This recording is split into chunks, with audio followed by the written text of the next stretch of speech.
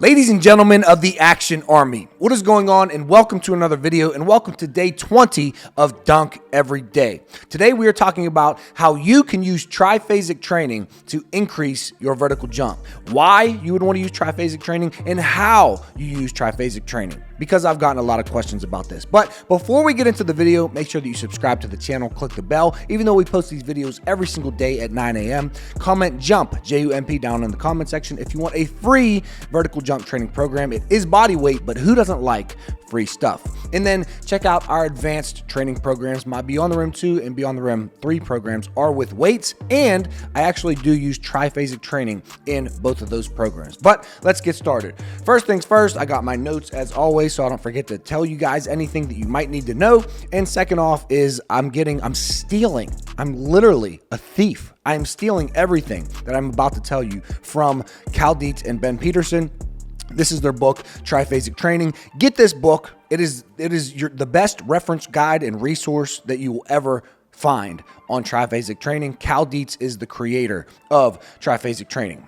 And even though I'm a thief, I think he wrote this book so that we could all learn. He wants us to steal his information and use it to dunk on anybody standing in the lane. But let's get started. So what is triphasic training? You have to understand that all dynamic sporting action is triphasic in nature. Every time you do a cut or a change of direction or a sprint or a vertical jump, it is triphasic in nature. Tri meaning three, phasic meaning phases. 3 phases to all dynamic sporting movement. So you have your eccentric phase, you have your isometric phase, and you have your concentric phase. So the eccentric phase is responsible for the absorption of kinetic energy. This is where you absorb force.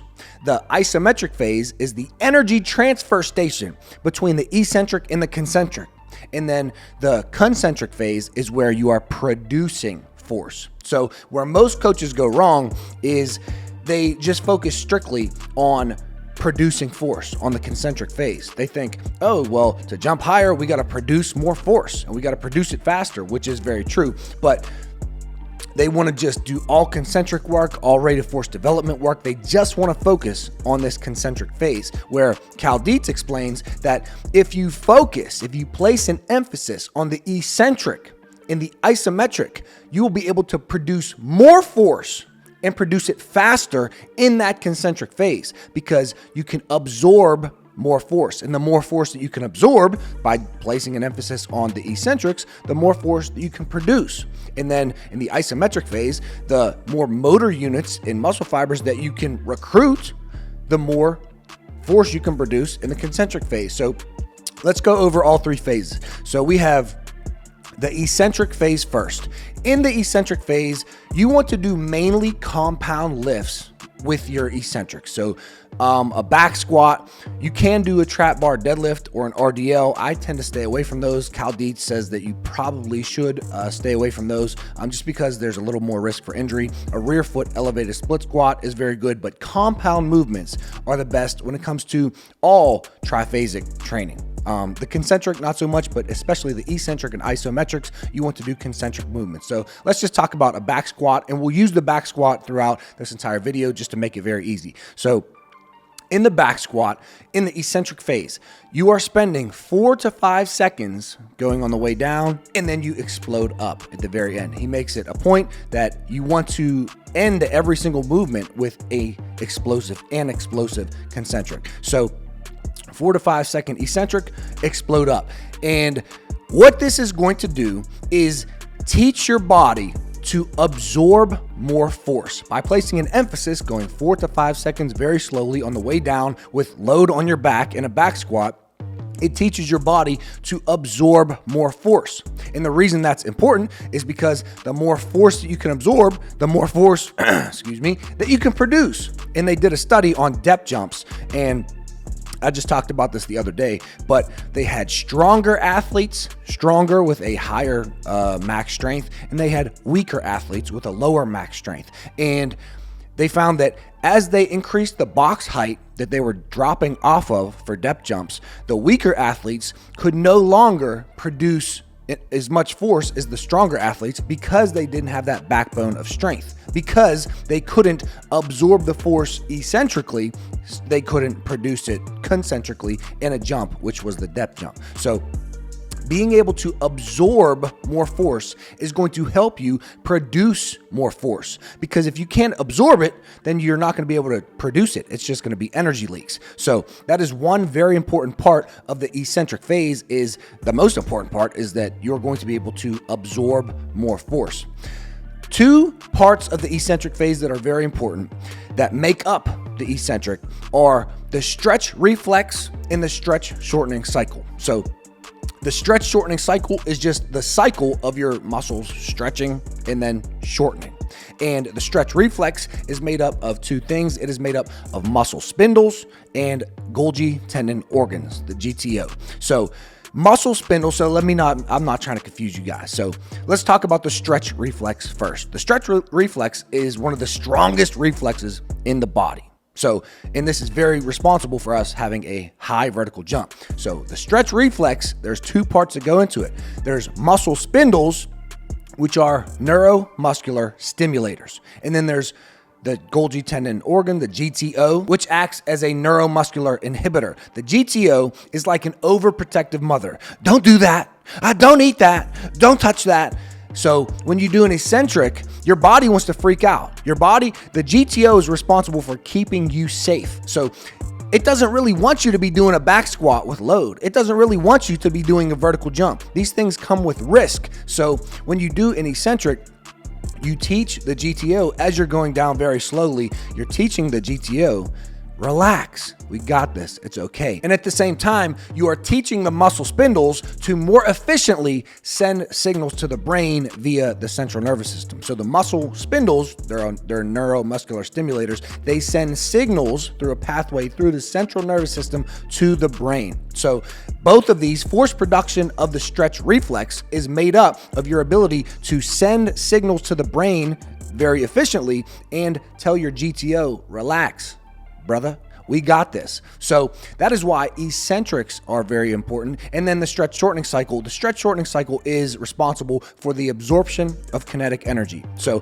by doing this slow eccentric, you are essentially making the stretch reflex in the stretch shortening cycle more efficient. So that is why the eccentric is so important. Your ability to absorb force is going to directly correlate to your ability to produce force. Now let's talk about the isometric phase. So the isometric phase, we have the eccentric, isometric, and concentric. The isometric phase is the energy transfer station between the eccentric and the concentric in any dynamic sporting action, especially a vertical jump. So if you don't work on and focus on your isometric phase, then you will have energy leaks, in any energy lost between the eccentric and the concentric via the stretch shortening cycle is just going to be lost energy, and you will not be able to produce as much force if you can't switch it from the eccentric to the concentric phase. So the isometric phase, we'll use the example of the back squat again.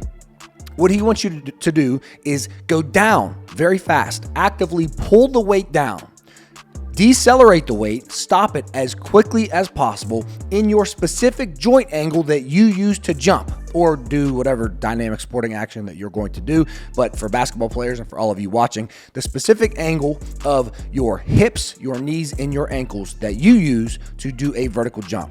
You hold it there for 4 to 5 seconds, and then you explode back up. You always finish with an explosive concentric. So the reason why this isometric phase is so important to place an emphasis on this is because you want to be able to transfer energy from the eccentric to the concentric, but there's two major parts of why the isometric phase is so important, and it is motor unit recruitment and rate coding. So motor unit recruitment is your ability to recruit as many motor units, as many muscle fibers as you can to help and aid in any dynamic sporting movement like a vertical jump. And then rate coding is just the efficiency, the rate at which they fire. So remember, to have a high vertical jump or to do every single thing you're going to do in sports is just how much force can you produce and how quickly can you produce that force. So When it comes to the isometric phase in motor unit recruitment, you have to understand that as you hold the weight there in the isometric and you're holding that in your joint angle, you are recruiting more muscle fibers and you are recruiting bigger type 2 fast twitch muscle fibers. You only recruit fast twitch muscle fibers when the load of the force is enough. If you're going and you're running in the park for a slow jog, you don't need any type 2 fast twitch muscle fibers. Those are all smaller, slow twitch muscle fibers to do that. That's why lifting heavy is very good, because you need to recruit more type 2 fast twitch muscle fibers. So essentially think about it like this. When you drop down fast and you hold in that isometric, your smaller, slow twitch muscle fibers cannot do it alone. So they need to call out the big boys, the fast twitch muscle fibers that we want for explosiveness. So that is one reason why we want to do these isometrics and place an emphasis on that isometric hold and then explode out of it, is because we want to take advantage of motor unit recruitment. The second reason is rate coding, the rate at which your motor units can fire. And rate coding is responsible for your muscles building intramuscular tension quickly. So when you actively pull the weight down in a squat as fast as you possibly can, and then you decelerate the weight as fast as you possibly can, you are teaching your motor units to turn on immediately. And those two reasons right there are why the isometric phase is so important to place an emphasis on when you are lifting and when you are doing your dynamic sporting actions, or when you're strength training with triphasic training in general. The very last phase in triphasic training is the concentric phase. So we have the eccentric phase, where we taught our body to absorb force. We have the isometric phase, where we taught our body to recruit more motor units and recruit them faster and be the energy transfer station between the eccentric and the concentric. Now we have the concentric phase. The concentric phase is a measure of your rate of force development. And your rate of force development is aided by the stretch reflex and the stretch shortening cycle, which we just trained and placed an emphasis on in the eccentric and the isometric phases. So the concentric phase is really like the synchronization of all three phases. This is where you put everything together and use it to increase your vertical jump as much as you possibly can. Now for the concentric phase, if we're going to use the back squat as an example again, this is where you go down and up as fast as you possibly can. Down and up as fast as you possibly can. So you are no longer placing an emphasis on the slow eccentric. You are no longer going down fast, holding for 4 to 5 seconds. This is where you go down and up as fast as possible, utilizing the full stretch shortening cycle as efficiently as you can. So for me, I either just do, down and up as fast as possible. Sometimes I like my athletes to do reversal reps. Sometimes we do timed sets where you have 10 seconds to get as many reps as possible in those 10 seconds. And then we try to, over time, increase how many reps you can get in the same amount of time. So if you start the beginning of that phase, my concentric phase in the Beyond the Rim 2, and in 10 seconds, let's say you can get, and it's joint angle, this is joint angle. So let's say you can get 13 reps in 10 seconds of your joint angle concentric focused squats. But then by the end of the phase, you can get 16 reps in 10 seconds. That means that we got 3 more reps. That means that we have actively increased your rate of force development over time by doing these concentric focused sets. So guys, this is triphasic training. There's 3 phases. There's the eccentric, the isometric, and the concentric. Remember, the eccentric is essentially just teaching your body to absorb force. The isometric is that energy transfer station, teaching your body to recruit more muscle fibers, recruit more motor units, and recruit them faster. And then the concentric phase is where we work our rate of force development and we put it all together. The synchronization of all 3 phases comes in the concentric phase. So all of these are very important to place an emphasis on, and these 3 phases make up triphasic training. As always, I probably left some stuff out. I had to. Cal Dietz wrote a full 350-page book on it, so I definitely left some stuff out, but this gives you an overview. But if you do have any questions, feel free to ask your questions down below in the comment section. But I have a dunk session. It is a low intensity session today, and I'm going to go do that right now. We are on Dunk Every Day, day 20. So let's get it. I've been talking about the top. My top is now your top. I got business overseas and it's coming by the flop. I started from the bottom, like Patrick with the rock, or Stockton with the rock. I'm too jelly with the rock, and I'm thinking out the box. From New York, no Millie Rock. From New York and not the rock, but that Yankee on my my top, and I'm cool like a breeze, blessed like a sneeze. Heard you mentioning me, that's depressing to me. Dressed with the ease, dressed when I please, with my tats like a sleeve, it's been regular to me. I'ma get that check like I never did before. Then I'ma spend that check like I never did before. Ride off in that vet like I never did before. Then I'ma leave it wet like I never did. All right, Action Army, so we are done with our dunk session. It was a low intensity day, and my top set was 4 jumps on 9 feet. But what I'm going to do now to finish off the video is I'm gonna go through my YouTube comments, and I'm gonna talk a little bit more about triphasic training, because I do have some good questions here that I didn't necessarily answer in the beginning of this video. So there's not too many questions, but there's like 5 or 6 good questions that I do want to address right here, and we'll do this to finish out the video. So, question from Jack Miller, who says, what do you think about triphasic training for bounce? I think it is very good to increase your vertical jump, as I stated in the beginning. However, I think that it is very good for beginner and intermediate athletes. When you're more advanced, I think that you can do some more advanced techniques and principles. However, I think that advanced athletes should still, time to time, come back and touch on eccentric and an isometric focus and triphasic training in general. Next question is from Tom McCann, who says, do you use triphasic programming as a separate block before you start other types of training? And in parentheses, it says hypertrophy, strength, power, etc. No, I do my hypertrophy, my strength, and my power mixed in with my triphasic training. So if you look back to two days ago, I made a video on how to create your own vertical jump program, and I talked about on your workouts, if you're going to do mixed training, which most beginners and intermediate athletes should do, you start with a warm-up, then you have your speed and your plyos, then your power, then your strength, your hypertrophy. I use triphasic training where the strength exercise in that workout would be an eccentric focused squat or an isometric focused squat. So I mix in triphasic training with the strength, power, hypertrophy, etc. Next question is from Osmar Murillo, who says, how you do French contrast in the max strength phase, and how many times a week? I mean with triphasic. So the way that you do French contrast in the max strength phase is I only do French contrast training during my max strength phase, because the first exercise in French contrast training, so French contrast is 4 exercises.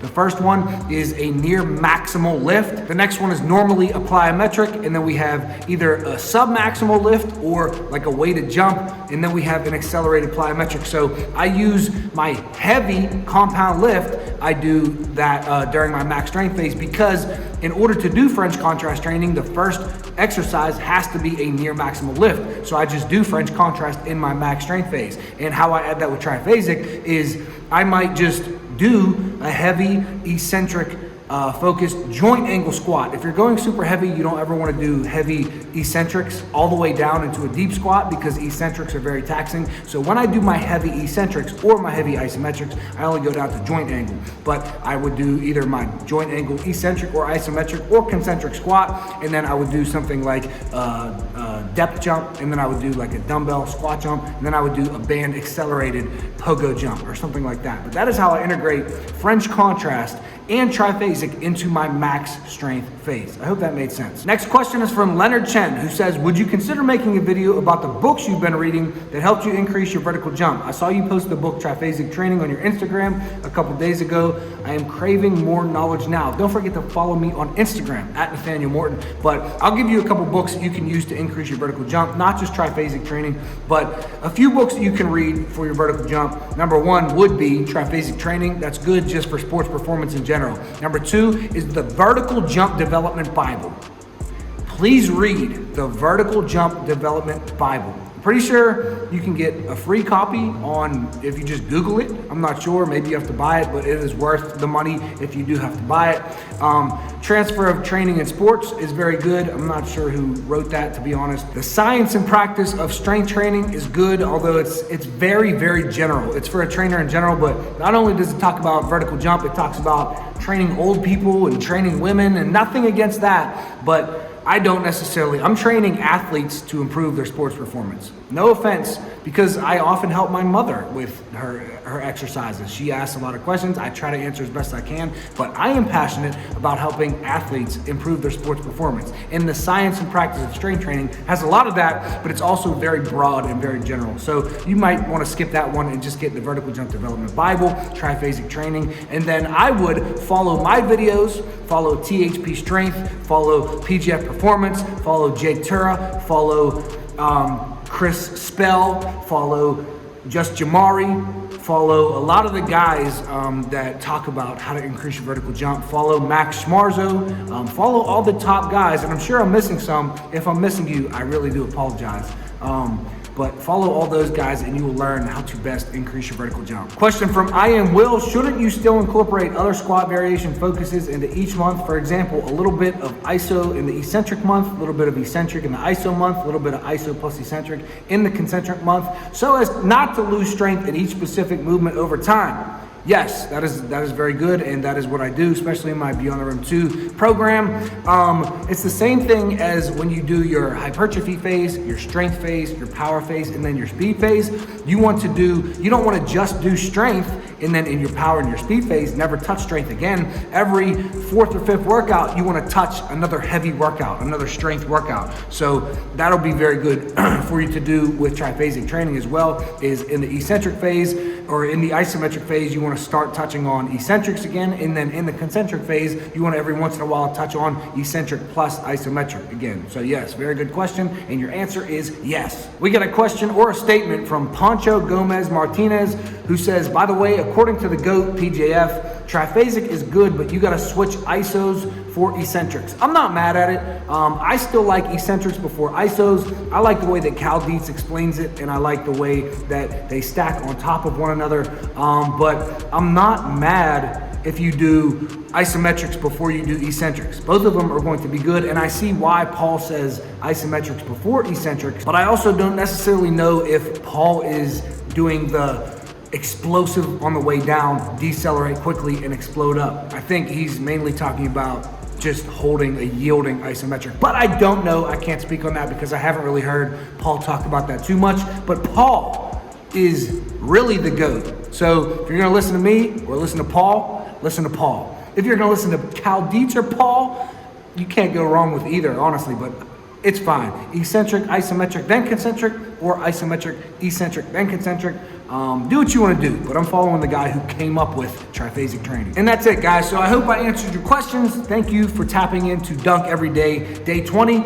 I was thinking earlier today, I'm really not burning out. And I mean mentally. I'm not burning out mentally.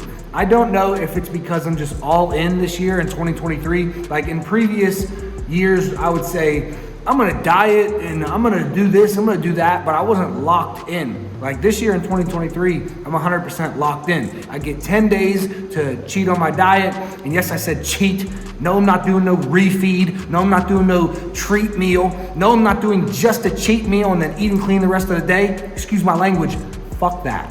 Why would I'm only doing 10 days this entire year, and I'm only saying this because I did get a couple comments from people saying cheat meals are bad. Listen, or cheat days, full cheat days are frowned upon. I understand why they are frowned upon. However, I am cheating on my diet, on my nutrition plan, 10 days this year. 10 days. That's not even once a month. Do you think I want to say, hey, I'm going to have a nice burger with some ice cream? Hell no. I'm eating until I can't breathe that entire day. I'm drinking beer. I'm having energy drinks. It's only 10 days the entire year. I'm doing whatever I want. Anyways, I'm getting off topic. My point was, I don't feel like I'm burning out. I feel locked in. I feel like my body is somewhat burnt out, but my mind, my brain, I'm locked in. So I'm gonna make sure that I continue to keep these low intensity days at low intensity and not do too much. Even though I hooped with my basketball players today, which that's how I hurt my ankle last time. But oh well, my ankle was fine. But my body is a little bit fatigued. My mind, ladies and gentlemen of the Action Army, is locked in. So we're going 365 days this year of dunking, and we're going 365 days with a video every day. And not just these little old, hey, just checking in for day 67 to dunk every day. No, I'm giving you information every single day. I'm giving you science every single day on how you can improve your sports performance. We're gonna try to make bangers every single day. So, thanks for tapping in. I'll see you guys tomorrow for Dunk Every Day, day 21. Peace. Worry about the scene, like your life is a scene. Go hard and stay humble, can't let nothing come between. I'ma get that check like I never did before. Then I'ma spend that check like I never did